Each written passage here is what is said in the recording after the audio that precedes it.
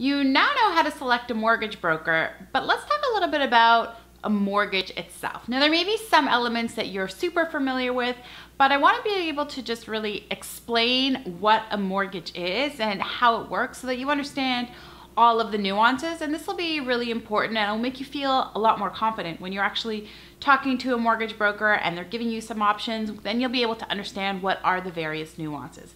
Essentially, a mortgage is a loan, and the bank is going to give you a loan on a property that you're buying because it's actually a hard asset. And as we talked about the down payment already before, the minimum that you could put down as your down payment would be 5%. But if you've got less than 20% down as your down payment, your mortgage is actually considered a high ratio mortgage.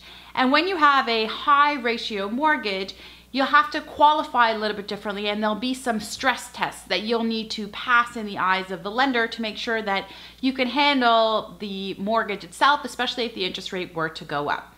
Now, if you have got a mortgage where you in fact have put down 20% of the down payment, the price of the property, 20% or more is down, then it's considered a low ratio mortgage. And historically with low ratio mortgages, there hasn't been as many stress tests, but there's quite a bit of chatter in the industry at the moment about stress tests coming into play for even people who've got 20% down. So definitely keep an eye out for that. But it's important to understand that the mortgage is basically a loan against the asset, against the value of the property. And so this mortgage is a really, really big loan. And while it is considered good debt because you're actually building equity, at the end of the day, it really still is debt. It's still money that you're owing. So I don't want you to panic and I don't want you to freak out about it, but I do think that's important to understand how it works. Now, typically when you get a mortgage from, one of the big banks, they will have a couple of elements associated with it. So one is going to be the interest rate, and that's basically the cost of borrowing the amount of money that you've borrowed. And it would be nice if you could actually figure out what the cost was going to be throughout the entire term of the loan. But typically loan time periods or the term of the mortgage is probably 3 years, 5 years, 1 year. There are 10-year mortgages out there. Something that I see a lot of first-time home buyers signing up for is a 5-year term. So you'll know exactly if you've got a fixed mortgage, and I'm going to talk about that in a moment, you're going to know exactly what your payment will be throughout the 5-year term. So you know that the interest rate might be 2% or 3% or 4% or whatever the case may be, but that is actually the interest that you're paying on the cost of borrowing the money. So they give you this money, which is great, you use it, you buy a house, but you have to pay for the ability to borrow that money, and that becomes your interest rate. And so, you might have a mortgage outstanding for, many more than the 5 years, but that's gonna be the term if you choose a 5-year fixed mortgage. And again, don't get too confused. We're gonna be going through all of these various pieces, but I just kind of wanna lay them out one by one. The second piece associated with the mortgage is actually called the amortization. And you'll often see what's called an amortization schedule or an amortization table. And when you sign on your mortgage documents, the financial institution that you end up using will give you this schedule. And essentially an amortization schedule is over what period of time in its entirety are you going to pay the mortgage off. So it's very, very common to see an amortization of 25 years, which means basically you're borrowing a set amount of money and you have to pay it back over a 25-year period. So like I already said, the terms, so you may have a certain interest rate for 1 year or 2 year or 5 year or 10 year, but the full mortgage all needs to be paid back within 25 years. So that is the amortization. It used to be a little bit longer, but policies change, and so 25 years is now the standard for mortgages at the moment. So when you are working with your mortgage broker and they're going to give you some different options, some of the jargon or some of the words they're going to be talking about are the amortization rate, which is how long the loan's going to be. They're going to talk about the interest rate, and that will enable you to really understand what are your payments. Now, another piece of the puzzle that people often ask me about is fixed versus variable mortgages. And this seems to continue to be a confusing topic. So let me just kind of do my best to clarify here. A fixed mortgage is when you decide exactly what term you're going to borrow the money for. So what's the term of the mortgage? Is it 1 year, 3 year, 5 year, 10 year? And for that term, you're essentially going to lock into an interest rate. So you may say, okay, the interest rate that's available to me right now for the next 5 years is 3.2%. And that means that every single payment that you're going to make over the next 5 years is going to be the exact same amount. It's going to have the exact same interest rate.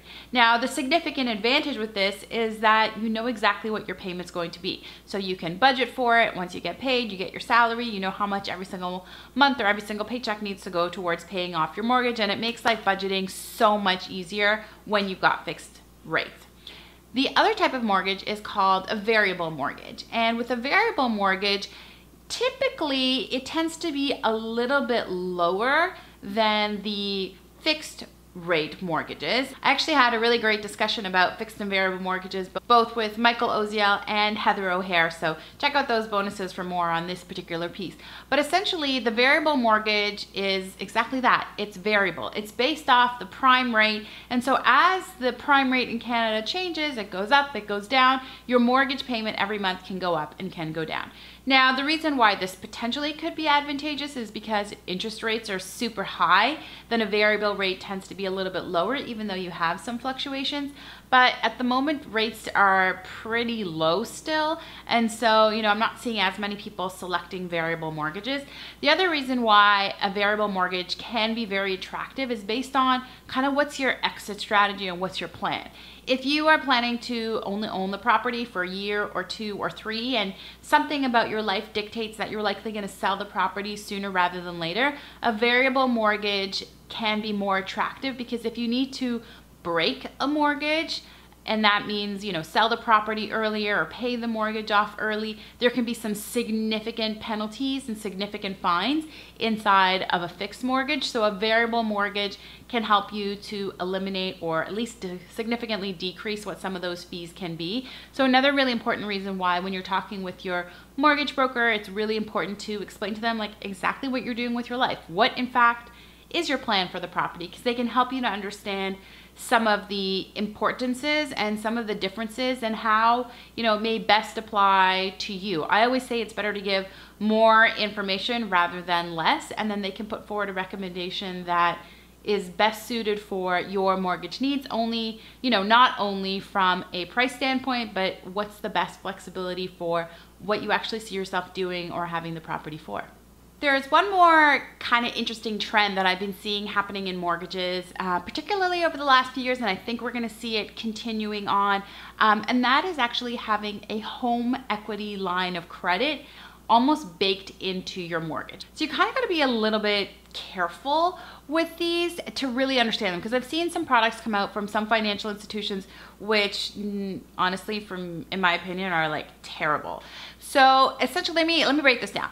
When you've got a mortgage, obviously you're paying every single month, you're paying off your principal, you're paying off the interest, but as the principal is being paid down on your mortgage, as you're starting to build equity inside of your property, well, it poses a really interesting opportunity to be able to take that money back out and borrow it from yourself. And honestly, borrowing money from yourself can be some of the least expensive interest rates out there. So, depending on your investing criteria or what you're planning to do with that money, and I don't recommend that you take money out of your property to like go on vacation, but there's definitely instances in life where you may in fact have an emergency, or something may happen, or it may just even be a smart decision. Maybe you're going back to school. I mean, one of the things that I did was take the equity out of my property in order to be able to buy another property. And so, a HELOC can be a home equity line of credit. It's called a HELOC, can be very advantageous if you're smart with it. And so what I'm seeing now is there are some mortgages, and I think over the next couple of years we'll see more of them, that as you start to pay down your mortgage, that equity is automatically translated into equity that you can take out on a home equity line of credit. So, if you think you've got your mortgage here and you almost got like no line of credit, as your mortgage goes down because you're paying equity, the amount of equity you can tap into on your home equity line of credit increases. And so it's a nice kind of creative avenue because it means you don't actually have to requalify again, you don't have to go through refinancing, you don't have to have a hit to your credit score. So it can be a really, really great option. Some of the challenges with this type of product that I've seen with some of the banks and the way that they've structured it is such that, you know, you can keep putting money into your mortgage, you can keep paying it off, you can keep generating and building equity, and once you get to 65%, then it starts to convert, or then you can apply for a home equity line of credit, because some of the banks you actually have to sort of apply for it. Now, the challenge that I have with that is, you know, even if you're doing a 5-year fixed mortgage, you know, if you're buying a property and it's $500,000 and you're only putting 5% down, it's gonna likely take you way more than 5 years to be able to tap into that equity. And I think sometimes what the banks will do is explain and say, oh, this is a really great feature, and sort of justify it with a slightly higher interest rate. So I have actually seen that happen where they're like, oh, it's such a great feature, but I'm like, hold on a second. If throughout the entire 5 years, I'm not even gonna be able to get to take advantage of that feature, what's really the benefit to be able to pay a little bit of a higher interest rate? So it's important that you are smart and that you're savvy and that you understand all of these nuances. And that being said, I mean, there are some financial institutions where I've seen this done in a really, really cool way. Sometimes they'll let you have up to 80% on your home equity line of credit in terms of how much equity is in your property. So as soon as you put 20% down, you can start to, in fact, tap into that equity. And, you know, again, you just have to be really, really good with your money. Make sure you're not taking all this equity out of your property for things like vacations or shoes or just for enjoying your life. You want to make sure that this money is really being put aside for your financial future, whatever that ends up looking like. So those are some of the elements of mortgages that I think are really, really important for you to understand and make you just feel a lot more confident when you're talking to your mortgage broker, because you're like, oh, I know what that means. I understand how this all fits together. And it will allow you to make, you know, even better choices and ask even better questions as you go throughout the process.